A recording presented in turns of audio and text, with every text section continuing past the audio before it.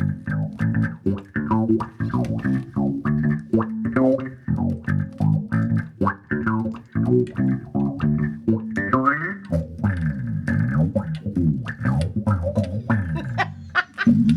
right, welcome to Gab and Jam, episode 273.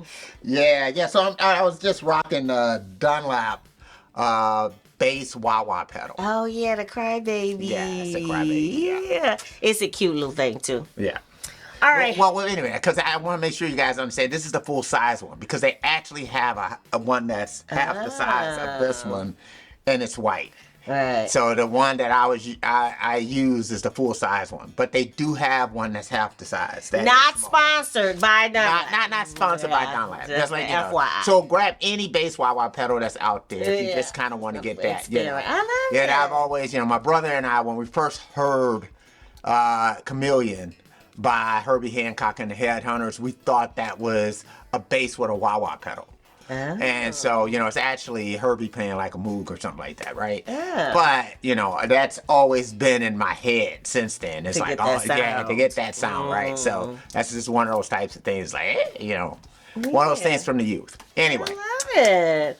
What are we talking about? Our topic today is AI a help or a hurt to the DIY rock star? Yeah. It looks like everywhere we look, we're seeing articles about AI helping creatives. Yeah. As in people who are writing, let's see, we've seen some for helping write a movie, blog post, article, just all these types of things. And then, of course, write music. Yeah. So our question always is, how does that function in the DIY rock star space? Is it a helpful thing or is it harmful? And so we came up with, I'll put a link to one of the articles that talks about its use, but we found some good things and some bad things about it. So, well, I think especially with music, I think it's kind of been here in one way or another. Okay.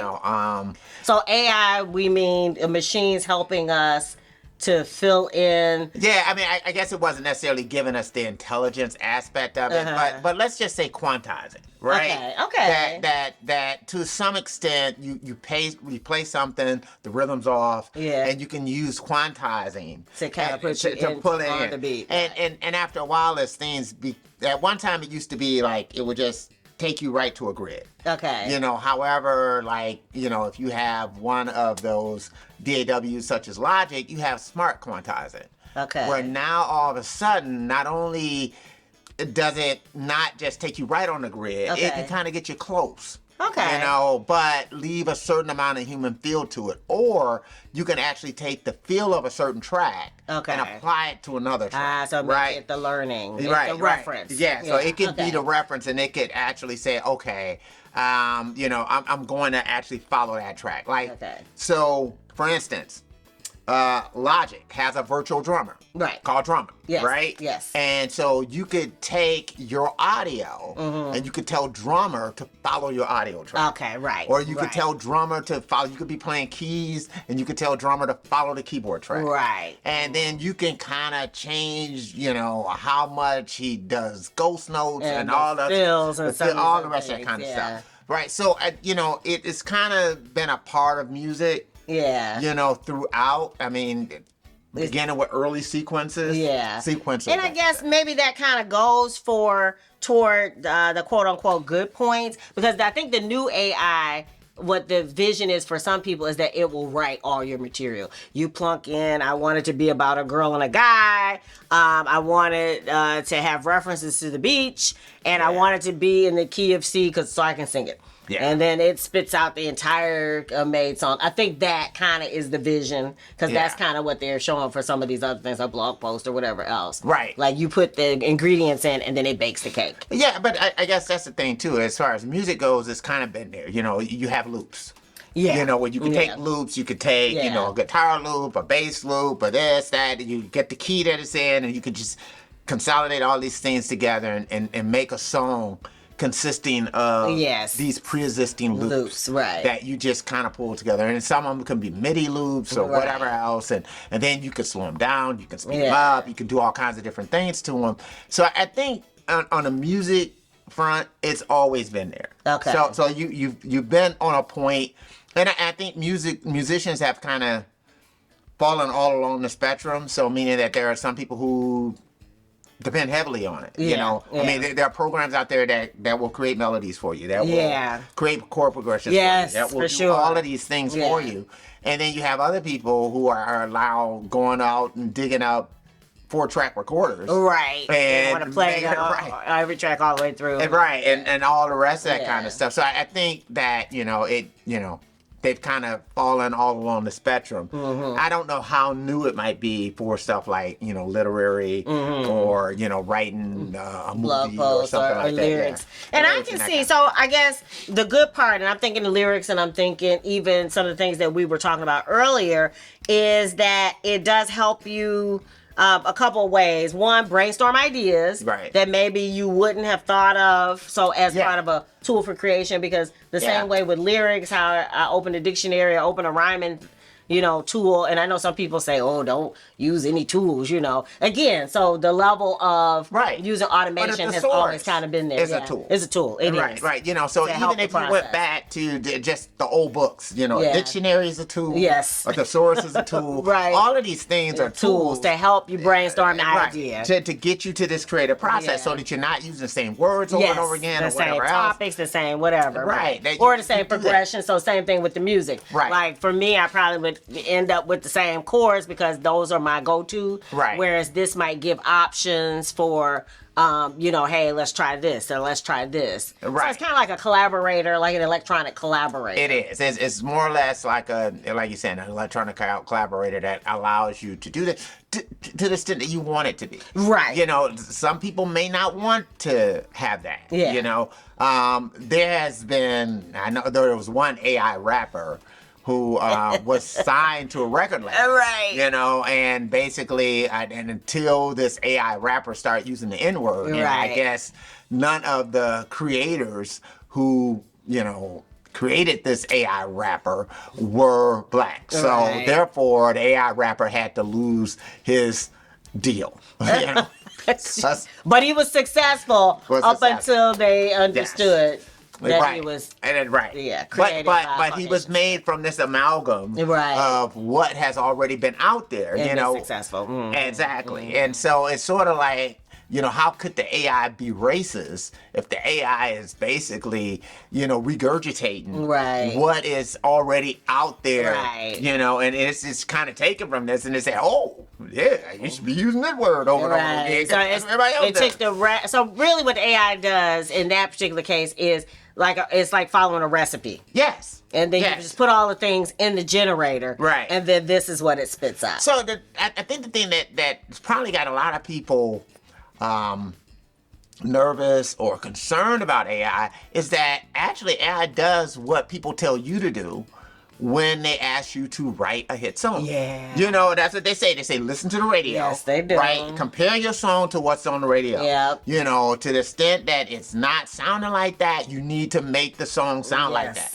AI does all of that. It's a shortcut for that. It just puts all of that stuff in there, and it becomes a shortcut, but it's doing all the stuff that you would do. Yeah. It's analyzing this stuff. It's figuring out what's the right sounds, what's the right lyrics, what's the right melodies, what's this, what's that, and it spits it out. Yeah. Yeah. And so another good thing, kind of what piggybacking on what you just said, another good point for AI is that if you have limited skills in a certain area, like we were talking about maybe horn parts or some other string arrangements, like that, if we would like to add those and we want them to sound genuine, that if we, threw the song in and asked for that part, that it would enhance the song by giving us skills that we don't have. It'll put the strings in the right time signature. I mean, chord signature. Right. So what it'll do is that it'll have the proper range for the instrument. Yes, thank you. That you don't have like a violin part that's too low for a violin to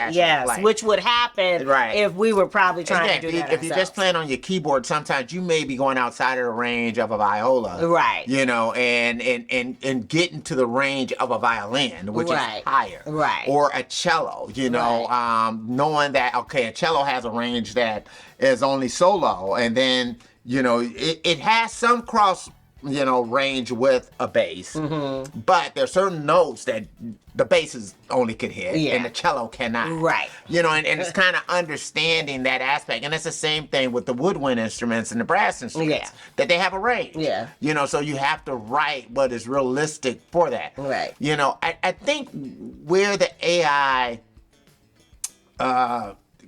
could hurt you, or, you know, meaning that might be difficult to use, is if you're looking for a voice.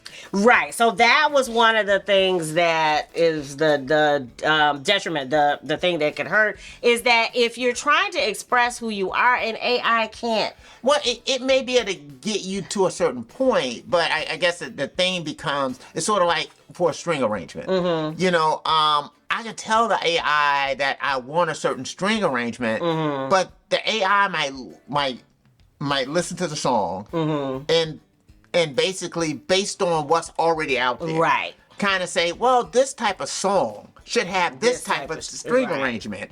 And maybe I'm saying, no, I'm hearing more like a Star Wars string arrangement on this funk song. You know, it's like, what? Right. You know, and I don't know what the hell you're talking about. Right. So these are the types of things where, you know, the AI might not be as functional as far as really helping you to get to where you want to go. I mean, I think it will help you to the extent that you kind of want things to sound as they are. The status quo more. Right. Yeah, okay. But it's going to take you to take it someplace else. Okay, I got it. At least that's to me, because the AI, it seems like, is feeding on, you know, what has already happened. Yes. And basically kind of predicting what's going to happen. And I guess it's similar to this. It's like you could take all the stats for, you know, the 2022 football season, and then, you know, have all the injury probabilities and all other kind of stuff factored into something, right?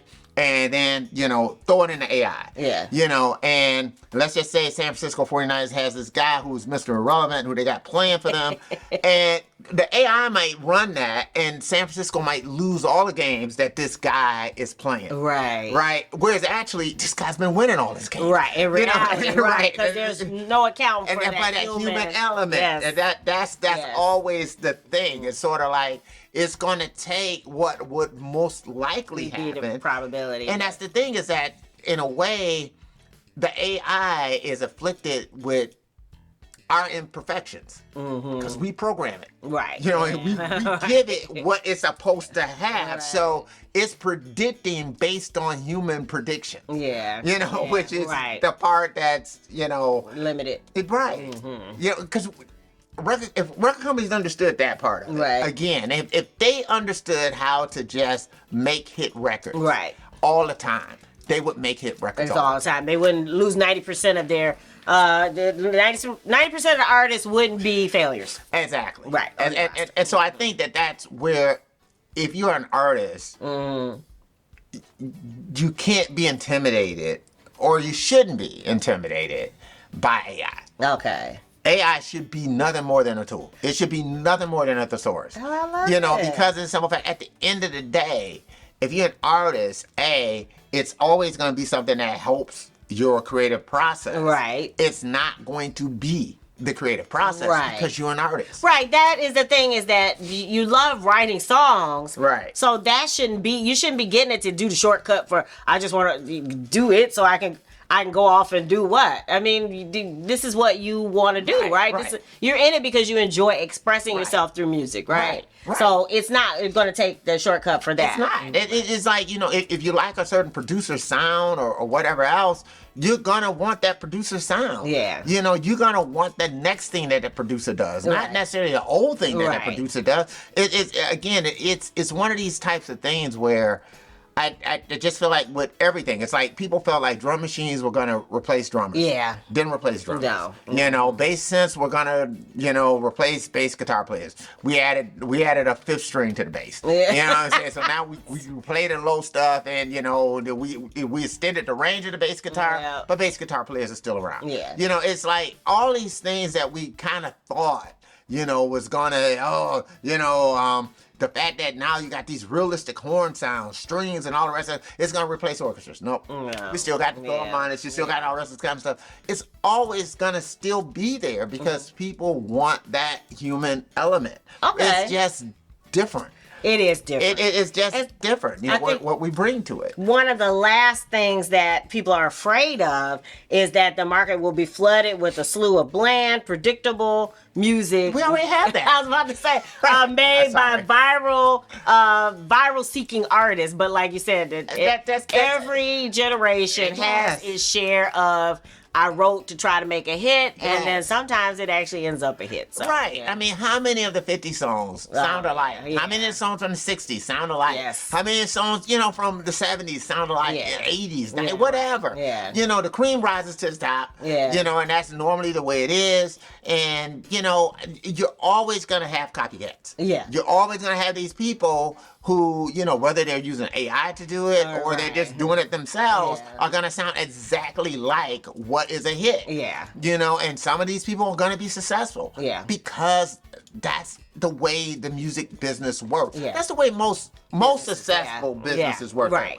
You find out what works and you repeat. Right. Exactly. Or you do some combination. Right. Same thing with the movies and whatever else. So that was even the thing with the movie is that this one guy took Die Santa Claus and something else and put them together, and it was funny, you know, the little scenario it came up with. But I guess the other part of it is just like with writing songs, there's no heart, there's these, you know, these jumps in logic, so it still needs the human to kind of make sure it all flows together and it has some type of you know, that it expresses something other than just, I chopped these pieces up and threw them back out. But then again, it's kind of like what you just said. Humans do that too. They do. You know, and they do it a lot in movies. And you know, we're always frustrated with the sequels. Yes. Right? Yeah. Because of the fact that sometimes they're trying to, let's do this thing again. Let's do this thing It's been again. 20 years or 12 years, and we're just going to basically repeat a lot of the same material. Because it worked the first time, so let's do it again. And it's a whole new set of people, as in different generations sometimes. So let's reintroduce the parts that were funny. Yeah. And it's like, you could have left those behind. Let's go see that movie. You could have, and then just start up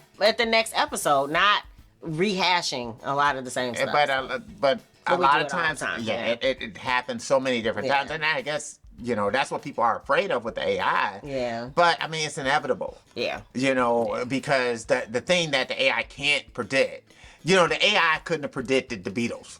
When the Beatles happened, you know, that the AI couldn't predict it punk rock. Yeah. When punk rock happened, you know. Bebop. I mean, just you know, all these different the types of things where it just came along. That came along and started in the underground that just made no sense. Yeah. At the time in which it was happening. Yeah. You know, AI is not going to be there, or hip hop. You know, AI is not going to predict that hip hop's going to be what it is. You know, and so.